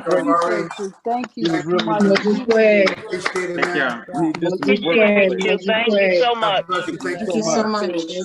Y'all can do better than that. Y'all can do better than that. I'm sorry. Y'all can do better than that. Thank you. Thank you. Thank you, brother. Blessings. Thank you. Okay. That's enough. That's enough. Dr. Barry, this is for you. Can you hear it in the background? I appreciate y'all. It's been beautiful. We appreciate you. How you doing, Natalie? I'm good. Good to see you. All right. Can you hear that in the background, Dr. Barry? Oh yeah, there you go. That's it. That's how you end it. Start and end the same way. That's right. Yeah, Dr. BREWMASTER, I just want to say, take your blessings and get your flowers while you can. Yes, ma'am. And appreciate it. And we love you and we thank you so much for being here. Appreciate Much appreciated. Need that in every neighborhood. Oh my God. You know anything about that, Sister Abel? Darcel, you know anything about that? I can't hear it. Sister Sharon, you can't hear that?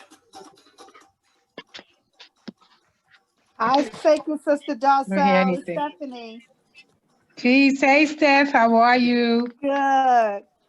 Good to see you. Good to see and you. hear you. Yes. Sure. Good chance to give me that one down there too. Peace and blessings, everyone.